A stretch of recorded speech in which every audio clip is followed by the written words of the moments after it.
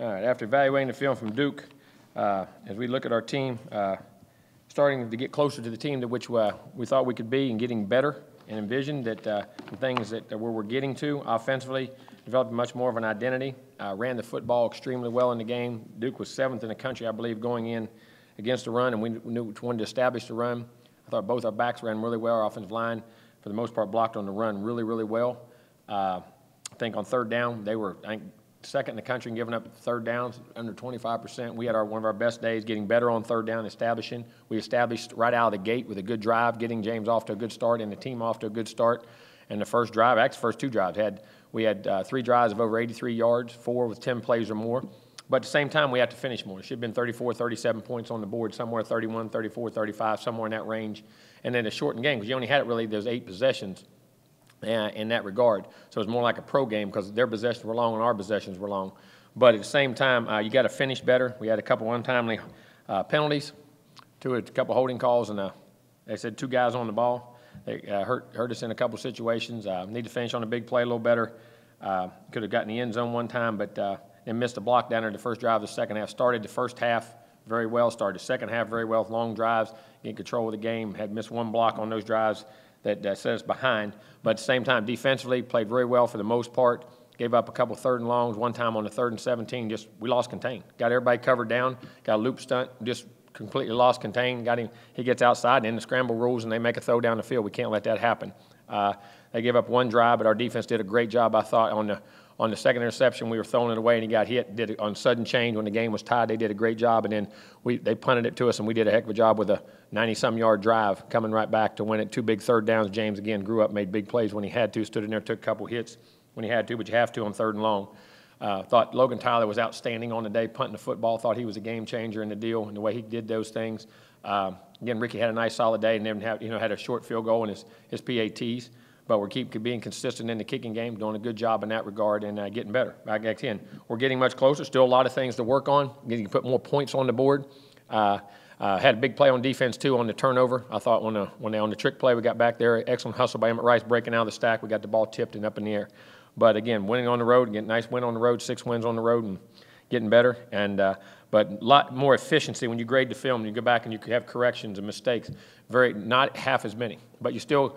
It's got to equate into points, and we've got to translate that, and that's the next step, and I think we're heading in the right direction. Questions? We have the microphone. Jimbo, you mentioned the efficiency being better, and that needs to translate to points. I guess what are things that you guys can do better to start? Well, just like I said, you had 2 penalties. You had a 1st and 10 on the 20, got a penalty on a holding call. Had 2 guys on the ball, which I ain't going to touch that. We're down there to get points, and I can look at the film and see. And then we're running out the clock at the end. Have a 30-yard gain to go us to 50, and we get that. I mean, it basically come down to a couple penalties. And then one bad decision by James. 3rd down, he should have just go ahead and checked it down, took the field goal, and got up 10-0 after the holding call, and that's about it. It's that simple. I mean, it's that simple in what we got to do.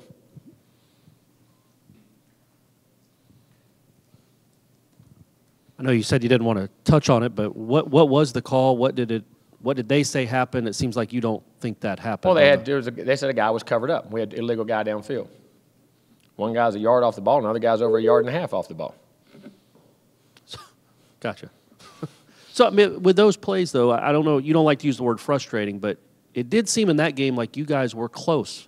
Oh, like 35, 38 points. That's what I'm saying. It's there. I mean, but you have to still go do that. It's not close and good enough. But the reason why the things are happening, they can see it, their vision to come off, the consistency in drives. 3rd downs, we were 6 of 13. We were much better. Picked up 3rd and long, picked up 3rd and short, broke a 3rd and short for a big one. Should have broke another one. If the receiver releases outside and runs off, on the other one, the other 3rd and short that he popped out probably scores. The first drive of the second half.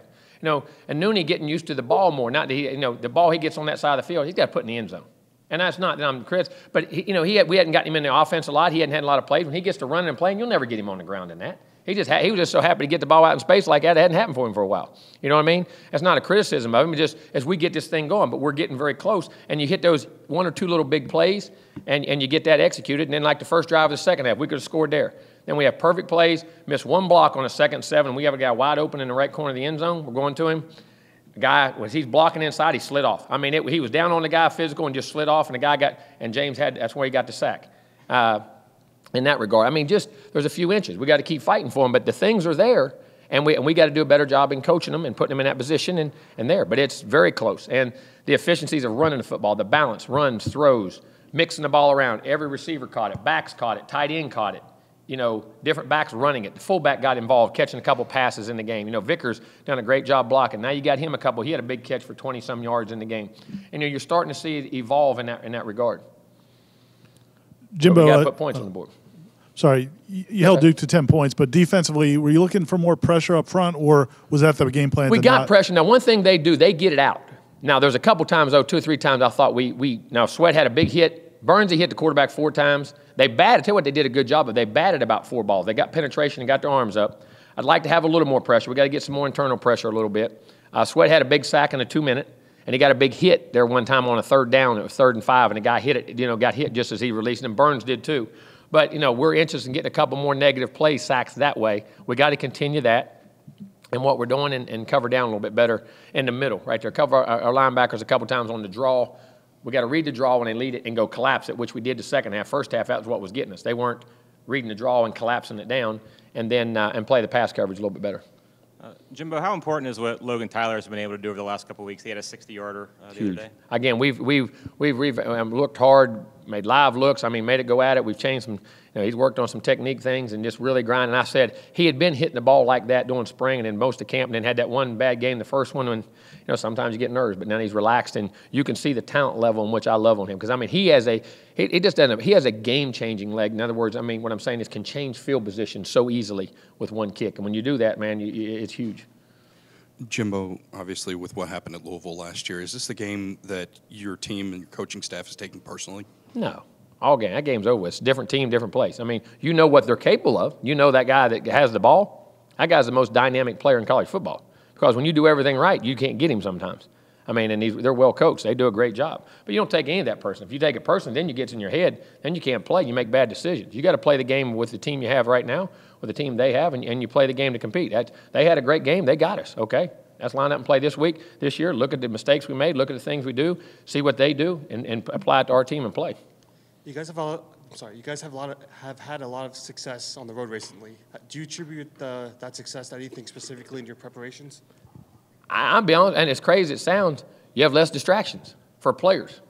You get away. We leave on, by leaving on Thursday night, you get away. You get a great night's sleep. You get up, do academics all day get all your academics done until noon that day. I mean, we have the tutors, we have everybody with them. They get as much or more done then when you get to stay home because of the meetings and how you have to do things. So we do a great job there. You kind of sequester yourself together, and you know why you're there. You're not out, no friends, people bothering you. And now I love playing. I'd rather play here in Doak Campbell with all these fans and that loud noise and all that good stuff. But at the same time, it does bring you together, and your mindset and how you do things is huge. It really is. Jimbo, with Dickerson being out, starting Kelly there and then put Ball out at tackle, how did those two guys do at this? I thought Kelly had a good, solid game. I mean, he played well. Ball had some youth mistakes at times on his sets. Got to set a little tighter, a little more vertical, but just anxious, getting out wide, but blocked well. Didn't have any penalties. Got lined up, blocked for one twist guy came off on him, but for the most part, played a very solid football game for his first start. He's got a chance to be a really good player as he keeps developing. He's athletic and long. Have you ever coached against anyone quite like Lamar Jackson? What does he do that's so unique? The athletic, the complete ability to read and throw down the field and create long plays, throw it short, and then the complete ability not just to run or run over you, but you can't get your hands on. And as I say, my term I like to say he's deer-like. That fast twitch, it can just jump sideways. Like I tell him, I ain't never seen a deer be slow. I ain't never seen a deer need stretched. Whatever it needs to do, it just takes off and jumps, runs, does whatever. And that's kind of like he does. He's right there. All of a sudden, you'll have him, and he has an instinct to move in a certain area, and you got 3 guys around him, and all of a sudden they don't touch him. There's unique players like that. And tell you what he is, too. He's really tough and competitive. If you really watch that film, he's an excellent competitor and a very tough guy, too. I know there haven't been many any quarterbacks quite like him. Have you ever coached a receiver or a skill position player that's Yeah, I've had some skill guys that are in that mold, that are that fast or could be a little faster or twitchy like that, but they don't touch the ball every play and weren't able to throw it and make the decisions he does and all that. I mean, I guess you have to say a Michael Vick type guy. I mean, he's like Vick was back in the day. I remember all of those great teams in that national championship game. I remember all that whole defense they had there. There was a ton of first-round guys that couldn't touch him. I mean, if I remember, Virginia Tech was winning going into the fourth quarter. And a lot of it had to do with him just trying to get him on the ground. And nothing against nobody. I mean, he's just one of those types of special athletes that comes around every so often. All right, we'll go to the phone for Chris. Hey, Jimbo, how you doing? All right, Chris, how are you, buddy? Doing great. Talk about Louisville's defensive line, because I know last year when we played against them in Louisville, they kind of gave Francois a run for his money all day because they kept coming in different corners. Is that one thing we have to work on this week to protect the quarterback? We're going to have to. We're going to have to. Now, James Hearns, who's right here in Lincoln, from right here in Tallahassee, does an excellent job on the end. Big, rangy, athletic, stands up, gets down, can rush, does a great. And Trevon Young, the other guy, athletic, long guys, man, that can rush and bend the edge. Inside with Richardson, Bailey. All those guys, Robinson. I mean, those guys are all big physical guys, and they always got good players. And they're big. Their front guys are big and long, and look like our guys. I mean, they're athletic and a really good team, and play very physical. There's no doubt. And they put pressure, and like I say, Gennard leads them with 11.5 tackles for loss. He leads them in sacks with 5, number 58, and he's listed as a backup. So when that goes, you're in trouble. When your backup's got the most tackles for loss and he started versus BC, but in sacks, that's you're pretty good. And I want to do a follow-up. Third downs, because I was looking at the stats from last year against Louisville. We were 2 for whatever. Is that something we got to work on better against this Louisville squad? No, I want to stay there. No, I'm like, it's something we're working as a team, which we got better at, spend a lot of time on. And here's the thing on third down. I mean this, first and second down have a lot to do with third down. We all get on third down conversion, but we had 3 third and shorts last week. We converted some 3rd and 5 and 6. Now we converted 2 big 3rd and 7 pluses on that last drive, and we're getting better in all those areas. But we got to make sure that we're in makeable situations. These guys can't just lay their ears back and kill us. Thanks, Jimbo. Thank you, buddy. Jimbo, with Lamar Jackson, was there anything that you took away from last year as far as better how to contain him coming into this game? Yeah, see if you can get 13 guys on the field. Get an extra guy underneath the end and come off. That'd be the best way to do it. You got to mix it. You can't give him the same looks. I mean, he's got to have different looks. But at the same time, you get yourself out of position, and we forget it's all Lamar, and all of a sudden you got good receivers, they got good backs, tight ends, and Bobby knows how to use those guys. So they feed off of that, and they run the zone read, they run the counter with him, they run every run a back would run with an extra blocker. So that makes it extremely difficult on how to play him, and he can run like that. Jimbo, did that game almost feel like an ambush at some point? Because you guys, nobody knew that Lamar would be quite what Lamar became. It was early in the season. You guys had just lost Derwin James. It just seemed like it was one of those. And it was a weird deal because if you remember when it happened, they had scored early, but then we had rebounded and hit a nice drive, and it was 14-10. Remember in the second quarter, we hit Auden Tate on about an 18-yard touchdown. It was 14-10 with about 10 minutes. And I knew they would be pumped up because they had played 2 teams that were lesser teams, and they had all, and that was their big game, and that's been they had us up there. If you remember a couple years ago, Muhammad Ali was there, and that whole night, and it was a big deal to beat us, and we were able to come out there in a heck of a game with them, and that was a big game for the league, and I knew they'd be juiced. And then when we recovered from I always say the onslaught, you know what I mean? We matched their energy, and then played really well, and got to 14-10. And the next drive, if you remember, there was a 3rd and 8 that we had a ball tipped, and we had a guy covered. Something crazy happened. I don't remember what it was, and they were able to pick up a 3rd down and got it.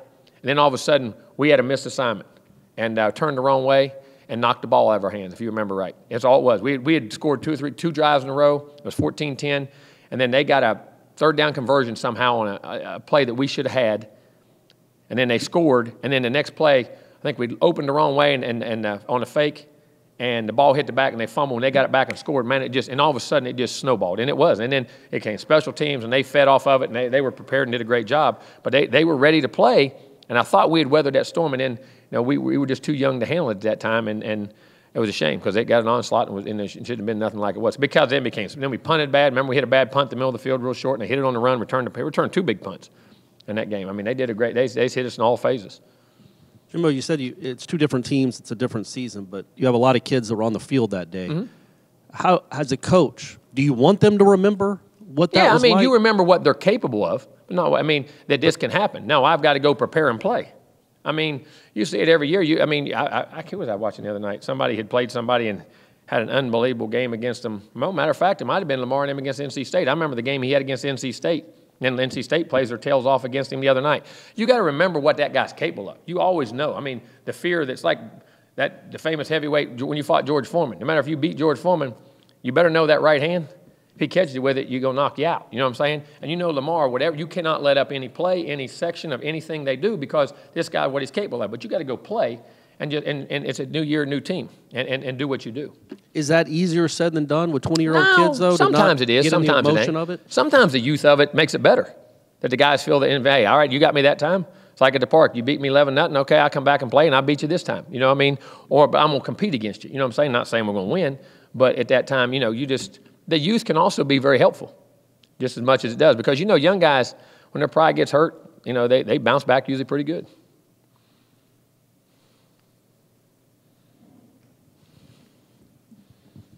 Jimbo, Jacquez obviously is running really well. Really well. How far has he come from when he was a freshman? Because it seemed like that was something you had to harp on a lot. It was, and just learning who he was as a back, the type of back he is. Just like we're doing with Cam right now, the type of runs you got to make, and then we'll lead to big runs. But then if you really watch, the thing Jacquez is doing too, the pass blocking, the chipping, all the different things, and the route running, where he's got to be. There's so many things that go into the intricacies of an offense. We see the runs and that, but the timing, and like I always say this, I always say offense is so hard to be consistently good at times because of rhythm and timing. And he knows where to be on checkdowns, how to chip, where a guy's going to need help. He made a pickup the other day on that play that we hit Nooney on, that there was a twist inside. And I mean, it's an unbelievable twist. And we got picked, and the guy came around. Well, after the block, he's taught because of that look to check the A-gap before he goes out. He checks it. Here comes the guy free, hits the guy right in the mouth. We were able to stand up and throw that ball to Nooney and pick it up. I mean, it's things that people never see that made that play going. It's not just the running and things. I mean, it's just all the little things that how you got to help out. And it's like when you're helping your neighbor. Hey, I need a little help here with trimming this tree, and you don't do much, but you go over and just hold something, but it allows him the things to function. He's doing so many of those things. It's crazy. And what's good takes pride in it. Takes a lot of pride in it, and understands when you're young and you're told you're the greatest. Hey, just give me the ball and I go score. You know what I'm saying? And all those guys understanding how to really play team football. And he's doing a great, and leading on the sideline, doing a really good job. Jimbo, what is a guy like Derwin, what can he provide to help you guys defend Lamar Jackson? Well, I mean, different looks, multiplicity of being, whether he's got to match up and cover somebody and let somebody else rush or blitz or play coverage or whatever it may be, or him himself on the edge getting a better athlete, in space on the guy. And things like that. So, I mean, it is a multiplicity of where you can use him, whether it takes something away, let somebody else do something, or allow him himself to do something.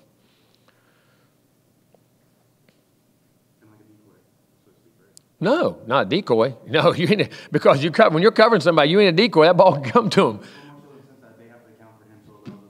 Well, you got to count for him, or you got to count for other guys too. But I mean, where how your matchup is, or how you think. All right, because maybe they, allow two guys an inside. Maybe it frees Noddy up because now he gets on the edge. He's out here. You got to play that now. Let's Noddy. I mean, or whatever it may be. It's not really it's not to that extent, but I don't think. But his versatility can create a lot of problems. Jimbo, following up on Jacquez, it seems like he also embraced Cam. There was so much hype about Cam, but he calls him his little brother. And how helpful has that been in terms of a leadership standpoint? You know where that comes from, in my opinion? Devontae Freeman and James Wilder, Carlos Williams, Dalvin Cook. I mean, if you ever watched, remember when Freeman and Wilder used to run? You think they were twin brothers. And Carlos, those three guys on the sideline, you had three-headed, all those guys, I mean, they were all highly regarded. When to make a play, they were more excited for the guy than they were for themselves. And then, they did that with Dalvin. When Carlos and them were here with Dalvin, he did that for them. And Dalvin did that for Jacquez. And I think understanding, you need two guys, you need three guys, and it's the team concept. And listen, when you know you can play, and you're a good player, all right, listen, I'm gonna get mine. I got to have this guy help me. You know what I'm saying? And it's supreme confidence in yourself, and I think it's been passed down. Jim, I believe you have 4 turnovers in 5 games. Is this just a cyclical thing, or is there something you can do more to create more turnover opportunities? Well, you just got to play hard, get tips. Turnovers come in bunches. You got to play sound football. You can't go play for turn. You start gambling, now big things come. You pressure. You got to rush the passer, make the ball come out early, be in tight coverage. When those things happen, take advantage of the opportunities. Tackle in bunches, strip the ball. Creating pressure to the quarterback and different things in that nature, and then creating negative first down plays. Creating first and second down plays that get negative to try to create long yardage situations to make people take chances. I mean, in that regard too, and just keep playing hard, sound defense. And when you get a chance to make a play on the ball, you got to make a play. I was wondering if I could ask a little bit more about Jonathan Vickers. Was he initially receptive to making that move, and have you seen him kind of embrace being the guy who gets the block that springs the game-winning touchdown and that sort of thing? No, there's no doubt. Jonathan's a great guy. He's learned that role, and listen, he can catch the ball. And now we're starting to incorporate him in the running game more. Catching the ball out of the backfield, a complete guy, and again, little unsung hero things in what you do, and that's when he sees that's where his role was, and he got very good at it. He's being very unselfish and doing a good job. With Cam, you talked about at the beginning of the year how he wanted to break every run. How have you seen him develop into a more patient runner? Well, I mean, we're educating him. Jay's doing a great job of educating him every day on where the run should go, not the result of the run. The read takes you here. You stay here. You push that pile. You hit that hole. You do this. Trust everything about the process, about how he does it. Jay's doing a great job of that, and we're trying to do that offensively. And then then that natural instincts, because what I think happens when you're trying to break touchdown runs, it goes back to my saying, see a little, see a lot. See a lot, see nothing. He's seeing everything, was trying to bounce around instead of training his eyes to read the blocking scheme in front and reacting. And all of a sudden, that road's taking you to where you got to go, and now the big runs are starting to come. At wide receiver, do you have hopes of getting Keith Gavin and George Campbell back in the mix this week, or what's their prognosis? We'll see in time. I don't know. We'll have to wait and see. This is going to be kind of an odd question, but do you enjoy, if you weren't coaching against him this week, would you enjoy watching Lamar Jackson's film? Yeah, I mean, you enjoy watching any kind of player that is dynamic like that because you don't get to see those guys like that all the time. But as a coach, I assume you don't rewind it and like, oh, wow, look at that play. That's an unbelievable play. I want to watch that again. I will if I'm watching film. I'm watching defense. Go back and say, wow. Because then you look back and say, all right, how did he do that? And what did he do that? Is there certain keys, the way he moves? Does he cut a certain way? Does he spin a certain way? Does he always look a certain way? There's certain things that happen that he likes to do. I mean, you study it as you admire it. Has there ever been an opponent, going back in all your years, that you really admired and you made a point of watching his film and rewind it? Oh, lots of them. I do. I mean, I respect other guys and people who play the game and play the game hard and play it the right way. I have been receivers, been offensive linemen. I mean, been phenomenal offensive linemen I've went back and watched. Running backs, quarterbacks, defensive linemen. I go back and watch. Some of those guys I've played against and coached against, you're going, Lord almighty. You sit there and you're crying as you're watching it, but you just admire the ability and the admiration of how to play the game. Guys have been on your team. I've been on teams with guys and used to go watch the defensive film. Of certain players just to watch them play. Guys that I've been here with. I respect guys who play the game the right way and have that certain ability. Jimbo, you mentioned how James is giving you good information when he comes off the field. Mm-hmm. How about after reviewing film and week to week, is he not making the same mistakes more than once? No, he isn't. He doesn't. And he comes in, he'll come in after watching this film at home on his iPad, have a list of questions. I did these wrong. Did you see? And I'll have my list of things and just things that interacts. He likes that interaction and things and doesn't repeat things. I know. A couple of things, there's things that are harder that you got to work more time on. They're not polished, but you see him getting better and better each day.